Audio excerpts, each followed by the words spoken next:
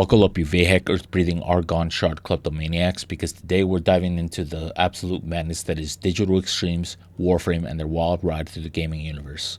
I'm just a ghoul disturbing the airwaves with this transmission. We're going to be talking about space ninjas, crazy Canadian game devs who refuse to quit, and a free-to-play game that somehow became a global juggernaut despite everyone telling them they'd crash harder than a drunk octopus trying to parallel park in a snowstorm. Think of Warframe as the love child of a sci-fi fever dream, a 90s anime binge, and a Monster Energy drink snorted through a straw. It's nuts, and I'm here to break it down like a sledgehammer through a drywall of corporate nonsense. So hit that like button, subscribe, and maybe grab a snack, because this is going to be a wild ride. We're covering Digital Extremes, a scrappy Canadian studio that went from digital pinball to digital crack for parkour-loving space zombie blasters. Their side projects like Dark Sector, which was basically Warframe's angsty teenage phase, filled with boy bands and a ton of red and black mascara. Soulframe, which sounds like Warframe's brooding, hate-breed blasting cousin, plus the chaotic spilling controversies that shook the Tennoverse and the laugh-out-loud moments from the TennoCon, dev streams, and live streams. Ready? Let's do this. So let's hit that Wayback Machine. It's 1993, London, Ontario, Canada. It's fine. James Schmalz isn't dreaming of Space Ninjas just yet. He's dropping Epic Pinball, a shareware game that was basically the 90s equivalent of, yo, check out my sick flipper skills, bro. Schmalz, being the entrepreneurial madman he is, founds Digital Extremes and they're off to the races. They don't just stick this thing in digital pinball either. They team up with Epic Mega Games. Yes, that Epic. The Gears of War Epic. And co-created the Unreal series with the Unreal Tournament in 1999. Digital Extremes brings the heat, making first-person shooters so smooth you could butter your toast with them. They're like, hey, we're good at this coding thing. Let's keep going. They started their own IP. No more being hired guns. They wanted to be the main character. And so, with the Dark Sector dreams of a gritty sci-fi third-person shooter with a dude throwing a bladed boomerang called a glaive, which in theory sounds dope, right? Well, hold on to your hockey sticks, because this is where the universe decides to yeet Digital Extremes into a meat grinder of bad luck. Publishers are like, sci-fi? Nah, bro, make it military or something. The game gets delayed, reworked, and finally limps out in 2008 as a totally different beast. It's like ordering a steak and getting a fried turkey leg. Not bad, but not what you signed up for. Dark Sector wasn't a flop, but it wasn't a banger either. It's got a 7 out of 10 vibe, like a B-movie you watch at 2 a.m. with a 30 rack and leftover takeout. But here's the kicker. Dark Sector planted the seeds for Warframe. The glaive, that's in Warframe. The Tenno, straight out of Dark Sector's lore. Even the Lotus symbol, yep, same deal. Digital Extremes was like, we're not done with this idea. We're just warming up. So we jump a few years into the 2010s. When free-to-play games are booming like fireworks on the 4th of July. Games like League of Legends are raking in the dough, and Digital Extremes is sitting there thinking, look, we've got this Dark Sector prototype from 2008 that never saw the light of day. What if we dust it off and make it free-to-play? We might as well crank the crazy to 11, right? Warframe launches its beta in 2013, and let me tell you, it was rough. It lurched forward like a startled toddler with a sugar rush. Critics were like, it's okay, but it's not Destiny. Players trickling in, but it wasn't exactly setting Steam on fire. And publishers, were they brutal. Steve Sinclair, who's now the CEO, and James Schmalz take this prototype to the Game Developers Conference in 2012. And everyone's like, free-to-play sci-fi, you're going to fail harder than a crash out trying to go a day without a squabble. One Korean publisher straight up told them, Western devs don't know how to do the free-to-play model. Ouch. But Digital Extremes aren't quitters. They doubled down, self-published, and started listening to their community like their lives depended on it. Early Warframe had some questionable monetization. During the closed beta, you had to pay to unlock certain skill trees fully, which is about as fun as getting a root canal during a power outage. As the community grabbed the pitchforks and Digital Extremes scrapped the pay-to-win nonsense, they made everything earnable in-game and introduced Founders Packs to keep the lights on. Honestly, I wish I had started back then. Excalibur Prime, my beloved, you would be in my arsenal today. As Warframe starts growing, slowly at first, but then it's like a snowball, rolling downhill, peaking up speed, and turning into a freaking avalanche. By 2016, they've got 26 million registered players. When you jump in, people are surprised how many people are there and the love they have for this game. Yeah, I mean, we have 26 million registered users. Players that have been with us the whole time. Being part of the free to play done right, we like to say, which is it's been hard to do. Oh no! For our players. 26 million. That's more people than the entire population of Canada, eh? They dropped updates like Plains of Eidolon, Fortuna, The New War, and recently The Old Peace, which each one kept adding open worlds, cinematic quests, and enough lore to make Tolkien jealous. And the story? Oh man. Warframe's story is like if Dune, Cyberpunk 2077, and a 90s anime had a baby, then gave that baby a katana and a fistful of Fent. You play as a Tenno, ancient warriors waking up from cryosleep to fight space factions like the Grineer, who are basically legally distinct dumbed down space marines, and the Corpus, who are Jeff Bezos' wet dreams of corporate greed. The plot twists harder than a baseball to the face. And I won't spoil them, but let's say it's just got more surprises than a Kinder Egg filled with C4. So we gotta talk about the skeletons in the closet, because Warframe ain't all sunshine and space ninjas. There have been some rough patches.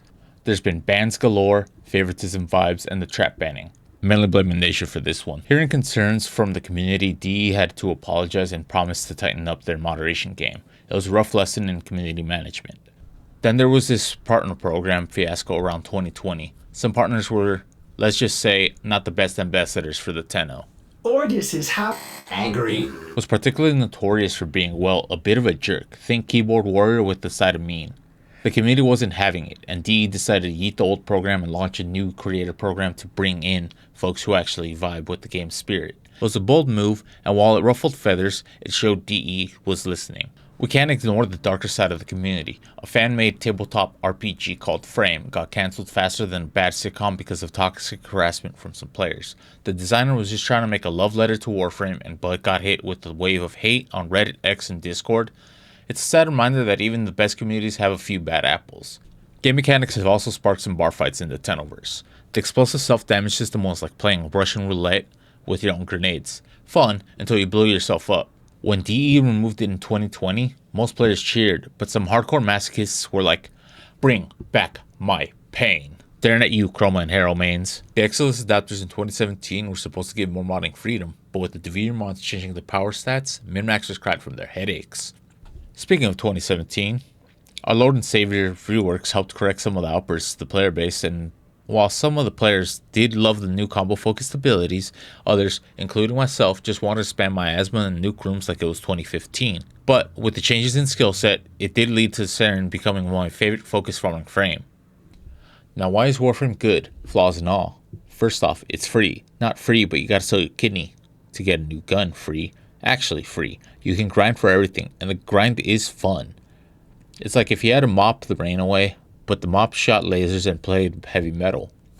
Second, the movement, you're bullet jumping, wall running, and slide kicking like it's Tony Hawk Pro Skater meets the Matrix. And the Warframes themselves, each one's got a unique flavor of chaos. You got Ember, who's basically a walking forest fire, Octavia, who drops beats so hard enemies explode. There's even a Warframe that makes Clint Eastwood jealous, with how much of a high noon she can waltz, because why not? And then there's the community to talk about. Sure, there have been hiccups, but Warframe's player base is like a big rowdy family. They'll carry you through a mission, trade you a rare mod, and then roast you for using level 1 Skana. You see, the game's got this vibe where everyone's in on the joke, like the clans that would do nothing but sit in relays just to keep the funny number open, until players let their shrouded relay blow up during operations of Blight just to see what would happen. Spoiler, it made for a hilarious video that left Earth without a relay until the Pirates project was completed. Then we have the PR team, which isn't just a PR team. They actually play their game, which leads to them poking fun at some of the hilarity that can happen.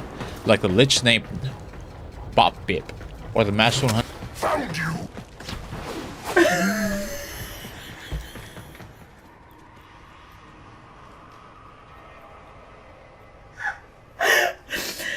This is Bob Pip. This is Bob Pip.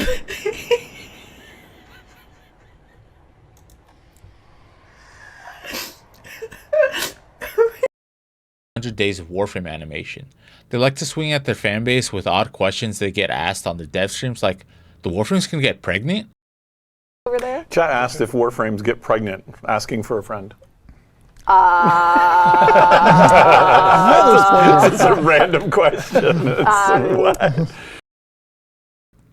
They just have fun with it. Hence why Dem Crazy Canadians have called us registered losers with a smile and not even bat an eye. Here's the thing about DE. They're not just making games, they're building a cult. Warframe's community is insane, in the best way possible. They have over 200 devs working on the game. They're constantly chatting with players through forums, Twitch, and Reddit. They even have a creator program to support streamers and YouTubers. It's like if your favorite band showed up at your house just to jam with you. And they're not afraid to take risks either. Warframe started as a hallway shooter, but now it's got open world space battles and a freaking Warframe 1999 expansion where you ride an automocycle through retro futuristic city. It's like Back to the Future meets Blade Runner, and somehow it works. They're throwing in 90s anime vibes, metalcore skins, and a mall hub because apparently Digital Extremes decided subtle is for suckers. Even when they screw up, they own it. When players hated the early monetization, they fixed it. When updates like Empyrean launched buggier than a roach motel, they patched it. They're like that one friend who spills beer on your couch but shows up the next day with a steam cleaner and a six-pack. They're not a one-trick pony either. They've been singing code for other games too. Back in the day, they worked on The Darkness 2 for 2K, a comic book shooter where you play a mobster with demon tentacles. It's like if John Wick had a pet squid. Wait, was this the inspiration for Hydroid? They also did the multiplayer for Bioshock 2 and the PS3 port of Bioshock. Not bad for a studio that was still cutting its teeth. They even had the hand in publishing Wayfinder, an action MMO by Airship Syndicate. It launched in early access in 2023, but let's just say it didn't exactly light up the charts. By November of the same year, Digital Extremes was like, yeah, we're out, and handed it back to Airship Syndicate after laying off about 30 folks from their external projects division. Rough day, but they refocused on their bread and butter, Warframe, and their new shiny toy, Soulframe. Soulframe is their up-and-coming game, and it's giving Warframe vibes but with a fantasy twist. Think Warframe's parkour and combat, but instead of space ninjas, you're a medieval warrior in a world that looks like it was designed by Tolkien and Tim Burton after a whiskey bender. It's still in development, but the lead, Jeff Crooks, is hyping it up like it's the second coming of sliced bread. So what's the takeaway? Digital Extremes took a half-baked idea from the 2000s, turned it into one of the most successful free-to-play games ever, and kept it going for over a decade, with sheer grit and community love. They went from pinball wizards to space ninja overlords. And they did it while telling publishers to shove it. That's why we'll continue to call them Dem Crazy Canadians. Warframe's not perfect. It's grindy, it's complex, and the new player experience is like being thrown into a PhD program on day one. But hey, it's fun, it's free, it's got more heart than a rom-com montage. DE's side projects show they're not afraid to swing for the fences, even if they strike out sometimes. And Soulframe, I'm betting that's going to be a banger, all while paying homage to Soulsborne games. They weathered controversies from chat bans to toxic fans and have come out stronger, proving they're not just devs, they're family. The last from TennoCon, dev streams, and live streams show they're in it for the love of the game and the players. If you haven't played Warframe, download it. It's free, you cheapskate. And if you're already a Tenno, keep supporting Dem Crazy Canadians. And Digital Extremes, keep being the unhinged geniuses you are. And if by chance DE does see this, please add Breather of Vayhex Air as a title with the next update if you haven't already. Overall, I'll give this game 5 Grakatas out of 2 Tier 4 Derelict survival keys.